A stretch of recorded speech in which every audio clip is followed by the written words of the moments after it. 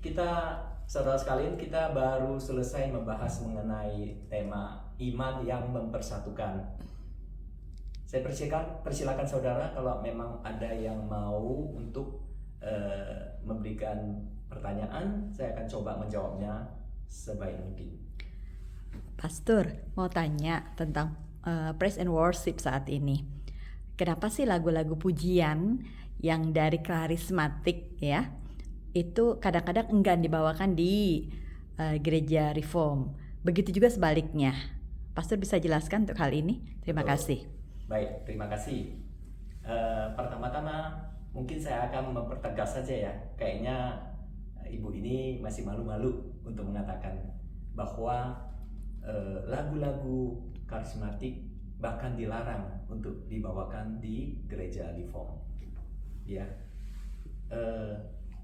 saya kadang-kadang agak geli ya, karena kalau kita masih mengatakan saya ini reform, saya ini karismatik, berarti kita sama sekali tidak mengerti sama sekali arti daripada karismatik dan arti daripada reform itu sendiri. Perkataan karismatik itu jelas ya, dari perkataan dari bahasa Yunani itu berarti karismata ya, atau karisma itu menuju kepada kasih karunia.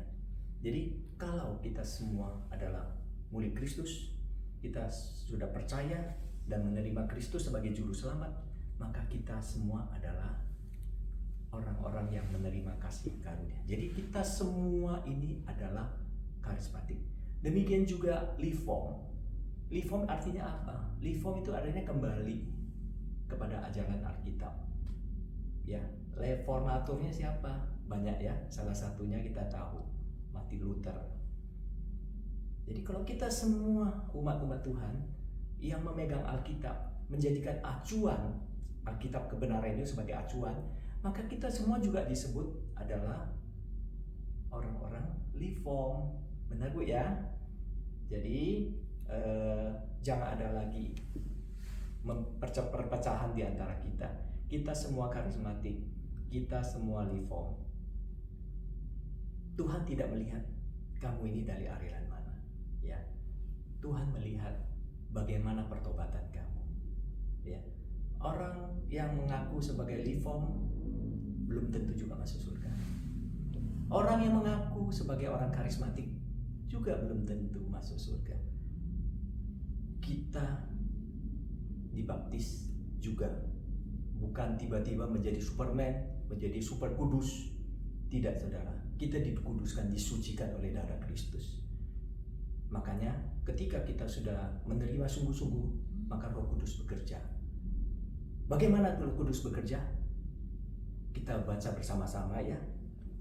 Dari Roma 12 ayat 2. Janganlah kamu serupa dengan dunia ini, tetapi berubahlah oleh pembaharuan budimu, sehingga kamu dapat membedakan mana kehendak Allah, apa yang baik dan berkenan kepada Allah dan yang sempurna.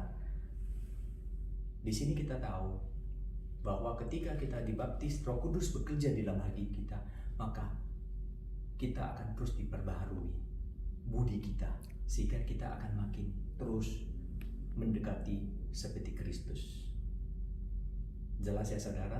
Jadi tidak ada lagi di antara kita yang mengatakan saya karismatik, saya reform. Saya mencoba mendengar apa sih alasan bahwa lagu karismatik tidak boleh dibawakan di gereja reform. Ternyata ada, saya menemukan bahwa mereka khawatir karena mereka menilai lagu-lagu karismatik itu kata-kata di dalam ada sebagian mungkin yang menurut mereka tidak sesuai dengan Alkitab. Ya. Jadi dan juga mereka khawatir lagu-lagu apalagi mereka nyanyikan ada yang tidak sesuai dengan mereka nilai tidak sesuai dengan Alkitab. Ya, mereka takut ini dijadikan acuan sebagai ajaran. Tapi saya hari ini mengatakan tidak benar. Ya, kita harus membedakan antara praise and worship dengan kebenaran firman Tuhan.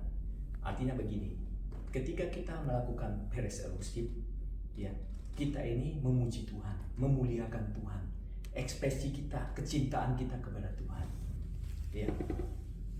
Jadi itu tidak bisa dijadikan sebagai dasar acuan sebagai pengajaran. Pengajaran kita harus 100% konsentrasi pada pengajar-pengajar yang Tuhan sediakan kepada kita, yaitu apa? Penginjil, hamba Tuhan, dan orang-orang yang melayani kita di dalam ibadah maupun di dalam KKL dan sebagainya. Itu kita harus mendengarkan dengan konsentrasi, karena itulah acuan kehidupan kita. Jadi firman Tuhan dengan praise and worship totally harus dipisahkan. Kalau ini dicampur baukan akan sangat berbahaya, karena jadi rancu semuanya. Jadi saudara, ya, saya menyanggah sekali bahwa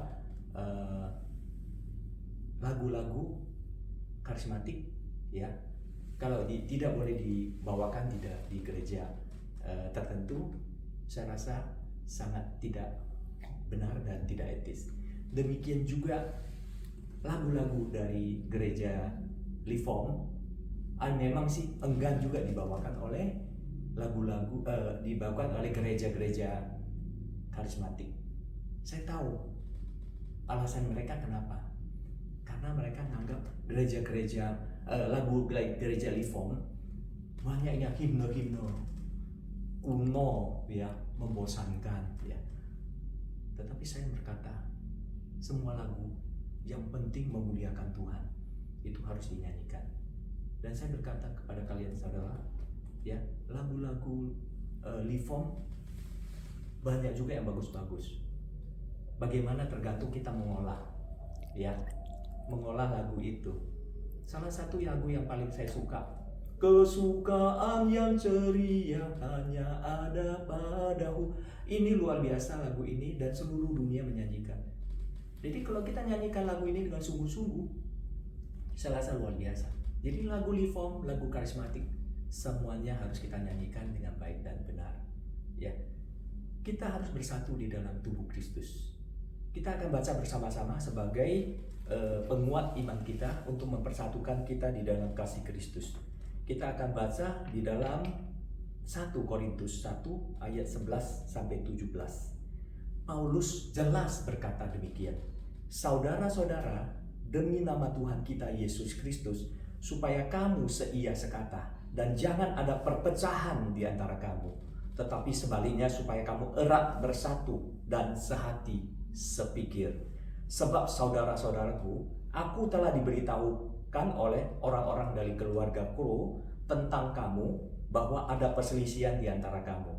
Yang aku maksudkan ialah bahwa kamu masing-masing berkata, aku dari golongan Paulus, atau aku dari golongan Apolos, atau aku dari golongan Kefas, atau aku dari golongan Kristus. Adakah Kristus terbagi-bagi? Adakah Paulus disalibkan karena kamu? Atau adakah kamu dibaptis atas nama Paulus? Aku mengucap syukur bahwa tidak seorang pun juga di antara kamu yang aku baptis selain Krispus dan Gaius. Sehingga tidak ada orang yang dapat mengatakan bahwa kamu dibaptis dalam namaku. Juga keluarga Stefanus yang aku membaptisnya, kecuali mereka aku tidak tahu. Entah ada lagi yang aku baptis. Sebab Kristus mengutus aku bukan untuk membaptis, tetapi untuk memberitakan Injil. Dan itu bukan dengan hikmat perkataan. Nah, catat baik-baik yang terakhir, alinea terakhir ini, supaya salib Kristus jangan menjadi sia-sia. Satu ayat ini yang sangat dalam mengajarkan kita demikian di Galatia 3:28. Dalam hal ini tidak ada orang Yahudi dan orang Yunani, tidak ada hamba atau orang merdeka, tidak ada laki-laki atau perempuan, ya, karena kamu semua adalah satu di dalam Kristus Yesus. Saudara kalian, kita semua adalah tubuh Kristus. Mungkin saja yang mengajarkan kita berbeda-beda, ya, sehingga ajaran yang kita terima juga berbeda-beda. Dan itulah masalahnya, sering timbul aliran yang berbeda-beda. Tetapi saya ingatkan kepada kita semua sekali lagi, bahwa kita ini adalah tubuh Kristus. Ya, walaupun ajaran berbeda-beda, ya, kita harus bersatu di dalam tubuh Kristus. Jangan jadikan ajaran yang mungkin berbeda-beda itu sebagai alasan perpecahan di antara kita. Itu sangat menyedihkan hati Tuhan, saudara sekalian. Ya, mulai hari ini, maukah saudara berjanji tidak lagi menyebut aku dari karismatik, aku dari Livo, dengan alasan apapun, ya, dengan alasan pengajaran, dengan alasan liturgi, dengan alasan puji-pujian, dengan alasan kebiasaan, dan lain-lain dan lain-lain. Yuk, kita masing-masing mengatakan kita adalah tubuh Kristus. Kita semua sudah dipersatukan, ya. Jadi pengajaran-pengajaran ini kita boleh terima di mana saja, tetapi kita harus filter, karena kita disediakan Tuhan Alkitab. Alkitab inilah yang kita jadikan dasar. Kalau ada pengajaran-pengajaran manapun, terima saja. Tetapi Tuhan sudah memberikan kita akal sehat, logika, kepintaran untuk mengetahui mana yang benar dan mana yang salah. Kalau yang benar kita harus ikuti, ya. Kalau yang salah kita boleh dengar, kemudian kita dengar dari telinga kanan, keluar dari telinga kiri. Tidak usah. Tapi kalau ajarannya benar, ya, ajarannya sesuai dengan firman Tuhan, simpan di dalam hati. Lakukan itu di dalam kehidupan kita. Mari kita semua hidup bersatu di dalam tubuh Kristus.